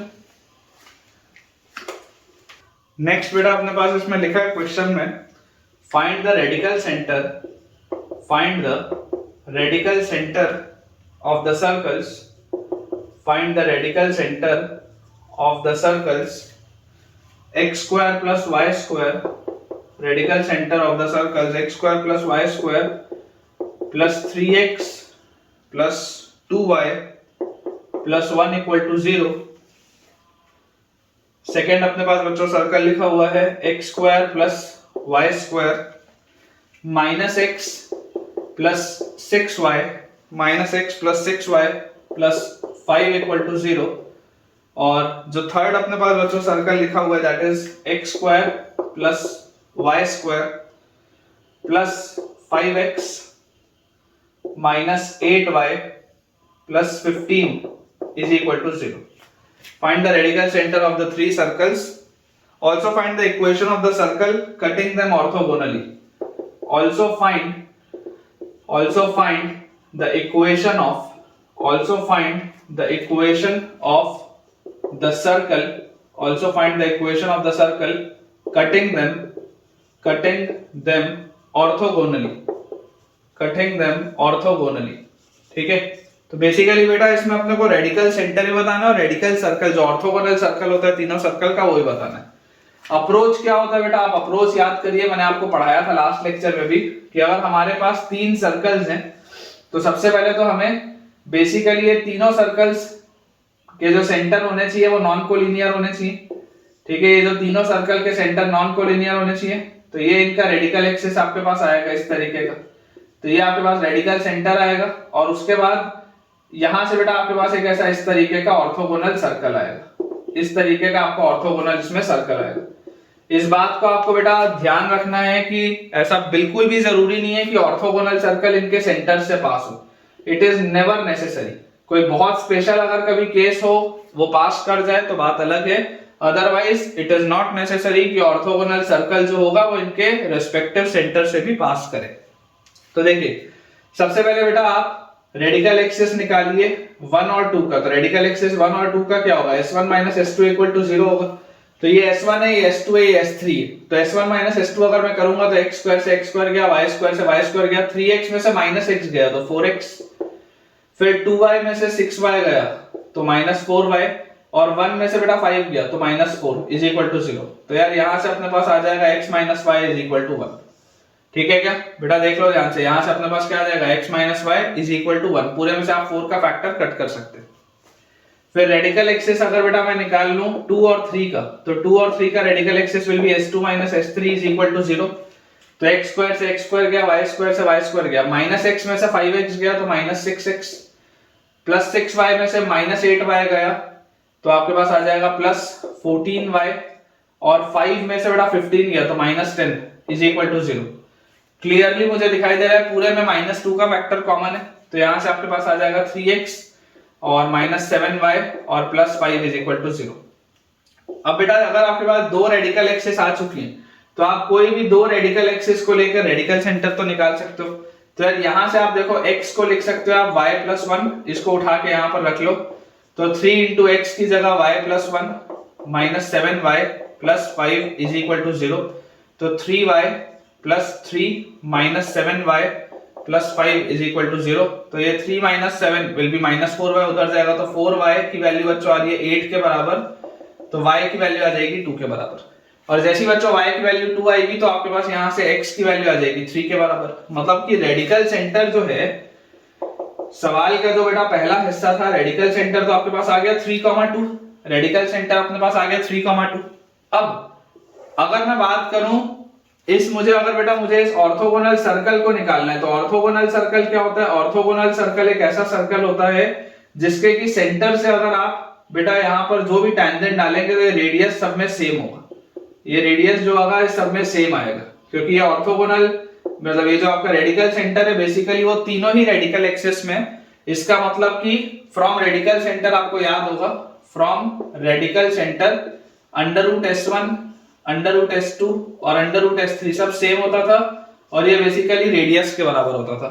ऑर्थोगोनल सर्कल के रेडियस ऑफ OC लिख देता हूं, रेडियस ऑफ OC लिख देता हूं, OC मतलब ऑर्थोगोनल सर्कल, ठीक है, इसके रेडियस के बराबर होता था।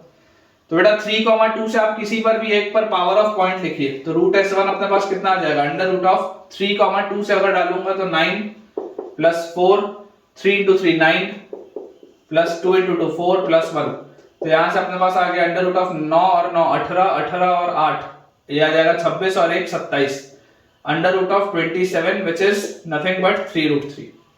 ठीक है, तो बेटा अपने पास पावर ऑफ पॉइंट भी आ गया। तो यहां से देखो आपके पास रेडियस अब आपके पास है, सेंटर आपके पास है, तो सर्कल का इक्वेशन क्या आ जाएगा? ऑर्थोगोनल सर्कल जो आपके पास होगा, ऑर्थोगोनल सर्कल बच्चों अपने पास यहां से आ जाता है x - 3 का स्क्वायर प्लस y - 2 का square is equal to radius का स्क्वायर, मतलब ये अपने पास आ जाएगा 27। या इसको बेटा आप सिंप्लीफाई करके लिखना चाहें तो आप लिख सकते हैं x² + y² - 6x - 4y और +9 और +4 +13, तो यहां से आ जाएगा -14 इज इक्वल टू 0। ये अपने पास बच्चों इसका आंसर आ जाएगा।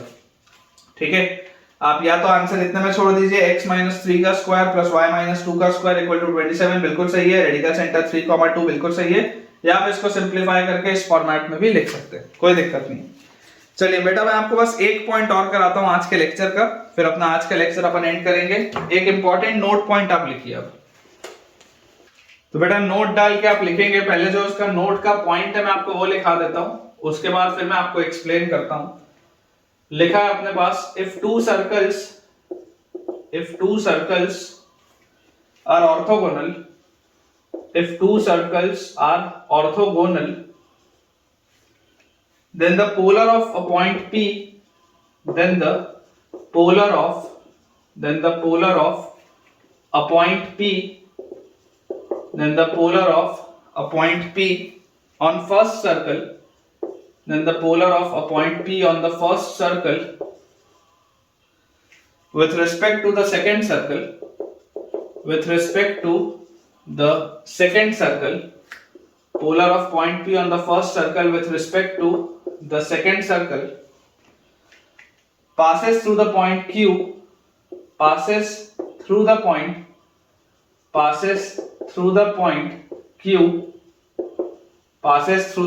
Q, which is the other end,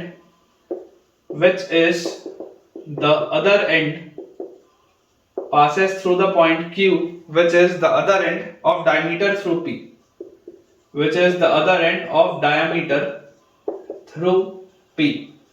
ये अपने पास बच्चों एक पहले पॉइंट है, इसी का एक्सटेंशन एक पॉइंट और है वो मैं आपको कराऊंगा, लेकिन पहले मैं आपको ये वाला पॉइंट अच्छे से समझाता हूं, क्योंकि बिना इसको समझे इसका जो सेकंड पार्ट है जो कि ऑर्थोगोनल सर्कल और रेडिकल सर्कल को इससे कनेक्ट करता है वो आपको समझ में नहीं आएगा।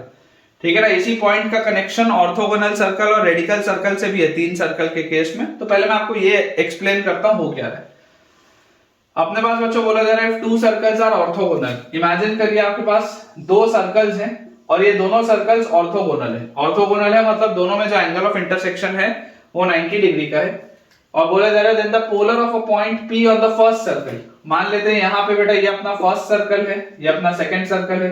फर्स्ट सर्कल आपके पास दिया हुआ है x² + y² + 2g1x + 2f1y + c1 = 0। और सेकंड सर्कल को बच्चों अपन मान लेते हैं x² + y² + 2g2x + 2f2y + c2 = 0। ये अपने पास 2 सर्कल यहाँ पर दिए हुए हैं, ठीक है। हमें बेटा बोला जा रहा है कि यहां पर इमेजिन करिए आपके पास कोई एक पॉइंट है x1 y1 point P। If two circles are orthogonal, then the polar of a point P on the first circle. एक पॉइंट P है x1 y1 on the first circle, इसका polar with respect to the second circle जो होगा passes through a point Q which is the other end of the diameter through P। इसका मतलब क्या है? देखिए ये बेटा मान लीजिए आपके इसका सेंटर है और ये इसका डायमेट्रिकली अपोजिट पॉइंट है। लेट अस से this is your point Q। इसका अपने पास सेंटर क्या आएगा -g1, -f1। यही इसका सेंटर आएगा -g1, -f1। और बेटा ये दोनों सर्कल ऑर्थोगोनल है। तो अगर ये दोनों सर्कल अपने पास ऑर्थोगोनल है इसका मतलब क्या है? इसका मतलब बहुत सिंपल सा है कि 2g1 g2 + 2f1 f2 = c1 + c2। ये अपने को पता है। If the 2 circles are orthogonal तो बेटा ये वाली चीज अपने को पता है।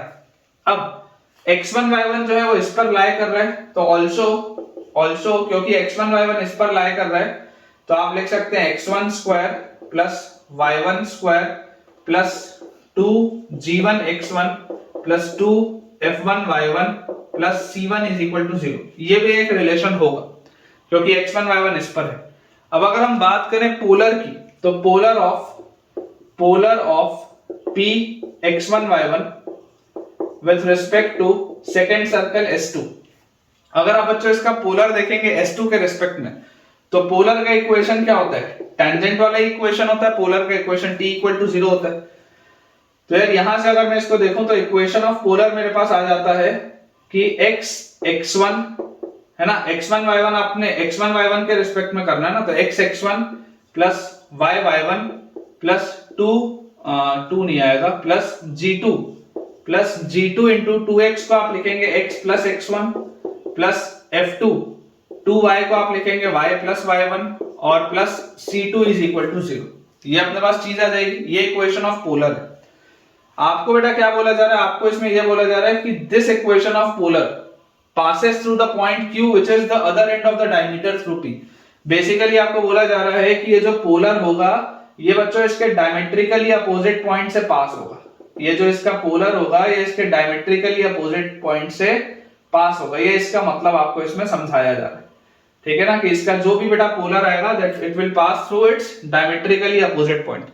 तो यार आप मुझे एक बात बताओ कि अगर मुझे Q के कोऑर्डिनेट्स निकालने हो तो बेटा अगर मैं Q के मान लो कोऑर्डिनेट्स को बोलता हूं लेट अस से एक बार के लिए अल्फा और बीटा। इमेजिन करो मैं 1 सेकंड के लिए अल्फा और बीटा इसके कोऑर्डिनेट्स बोलता हूं तो आप मुझे यहां से क्या बोल सकते हैं कि अल्फा + x1/2 ये -g1 होगा क्योंकि ये अगर डायमेट्रिकली अपोजिट पॉइंट्स है तो इनका मिड पॉइंट सेंटर होगा। अगर ये डायमीटर के एंड पॉइंट्स है तो इसका मिड पॉइंट सेंटर होगा, तो alpha + x1/2 will be -g1। तो यहां से आपके पास बच्चों आ जाएगा alpha will be equal to -2g1 - x1, ठीक है, -2g1 - x1। एंड सिमिलरली बच्चों बीटा जो अपने पास होगा सेम तरीके से आप यहां पर क्या लिख सकते हैं, beta + y1/2 will be -2 - f1। तो बीटा विल बी -2f1 और -y1। इस तरीके से आप बीटा भी लिख सकते हैं। सेम तरीके से देयरफॉर लगा के कर देता हूं मैं। सेम तरीके से आप इसको ऐसा लिख सकते हैं। तो इसका मतलब क्या है बेटा? इसका मतलब यह है कि अल्फा कॉमा बीटा जो होगा वो इसको सेटिस्फाई करना चाहिए। अल्फा कॉमा बीटा इसको सेटिस्फाई करना चाहिए। तो देयरफॉर आप बेटा देखो कैसे लिख सकते हो। देयरफॉर अपने पास x1 × x की जगह आप लिखेंगे अल्फा + y1 × y की जगह आप लिखेंगे बीटा + g2 × x की जगह आप लिखेंगे अल्फा + x1 फिर +f2 y की जगह आप लिखेंगे बीटा + y1 + c2 = 0। ये हम लिखेंगे। तो हमारे पास यहां से आ जाएगा अल्फा, अल्फा क्या है -2g1 -x1, तो x1 इंटू -2g1 -x1 सबसे पहले, फिर y1 बीटा, तो y1 इंटू बीटा की जगह -2f1 -y1, ये अपने पास आ गया -2f1 -y1 बीटा की जगह, फिर plus g2 into alpha plus x1, alpha plus x1 क्या है बेटा, अल्फा प्लस x1 है -2g1, अल्फा प्लस x1 है -2g1, फिर प्लस f2 के बाद बीटा प्लस y1 क्या है, बीटा प्लस y1 अगर आप बेटा देखोगे तो beta plus y1 will be -2f1 और plus c2 is equal to 0, plus c2 is equal to 0, ये अपने पास चीज आ गई। इसको एक्सपैंड करते हैं, देखते हैं बेटा अपने पास रिजल्ट क्या आ रहा है। तो इसको एक्सपैंड करने से आपके पास आएगा -2g1 x1 और -x1 स्क्वायर, फिर -2f1 y1 और -y1 स्क्वायर, -2g1 g2 और -2f1 f2 और plus c2 is equal to 0, ये अपने पास बच्चों चीज लिखी है। और यहां से उसके बाद बेटा हमको यहां पर देखो दिखाई देता है कि अगर हम ये -x1 स्क्वायर को उधर ले जाए, -y1 स्क्वायर को उधर ले जाए, -2gx1 को उधर ले जाए, -2f1 y1 को उधर ले जाए, और इससे अपने को मिलेगा क्या, या अपन ऐसा करते हैं सारी चीजों को अगर हम उस साइड लेके जाए, सारी ही चीजों को अगर हम उस साइड लेके जाएं तो हमारे पास आ जाएगा, यहां पर देखो बचा हुआ होगा c2 और -2g1 g2 -2f1 f2 is equal to, बाकी सब उधर है, तो x1 square plus y1 square plus 2g1 x1 plus 2f1 y1। तो देख लो बेटा अब यहां से x1 square plus y1 square plus 2g1 x1 plus 2f1 y1 की वैल्यू किसके बराबर है, -c1 के, इस पूरे की वैल्यू -c1 के बराबर है, तो इसके बदले आप यहां पर -c1 लिख सकते हैं। तो देयरफॉर बेटा अगर मैं अब रीअरेंज करूं तो मेरे पास आ जाएगा 2g1 g2 plus 2f1 f2 is equal to c1 plus c2, जो कि एक करेक्ट रिलेशन है, इसका मतलब क्या होता है, इसका मतलब यह हुआ कि जब मैं अल्फा कॉमा बीटा इस पर डाला, तो अल्फा कॉमा बीटा डालते ही मेरे पास एक ऐसा रिलेशन आ गया जो मुझे पता है ट्रू है ना, विच इज ट्रू। तो therefore alpha comma beta must satisfy the equation of polar, therefore alpha comma beta must satisfy the equation of polar। और ये अल्फा कॉमा बीटा था क्या, इसी का डायमेट्रिकली अपोजिट पॉइंट था। तो ये वाली देखो चीज हो गई अपनी प्रूफ की, if two circles are orthogonal, अगर दो सर्कल्स ऑर्थोगोनल हैं, then the polar of point P with respect to the circle, polar of point P on the first circle with respect to the second circle passes through a point Q। आपको दिख रहा है कि ये point Q से पास होता है, which is the other end of the diameter through P।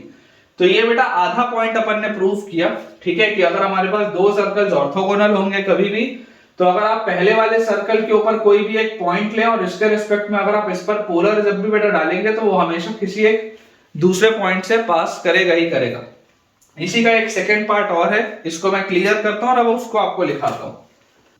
अब इसी का बेटा एक एक्सटेंशन है जो मैं आपको लिखा देता हूं, the locus of a point which moves, the locus of a point which moves such that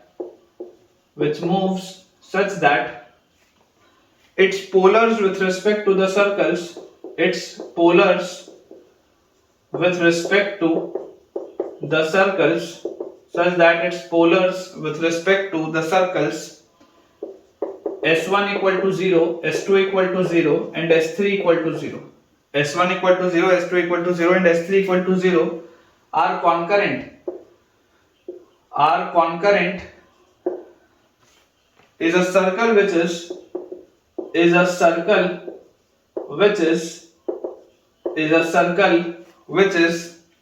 orthogonal to all the three circles,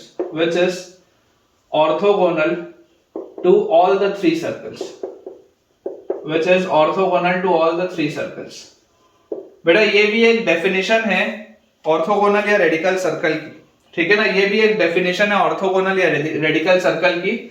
अब पिछले वाले से जोड़ते हुए मैं आपको इसको एक्सप्लेन करता हूं। आप इमेजिन करिए आपके पास एक सर्कल है जो कि किन्हीं तीन सर्कल्स का ऑर्थोगोनल सर्कल आपके पास एक सर्कल है जो कि किन्हीं 3 सर्कल्स का ऑर्थोगोनल सर्कल है।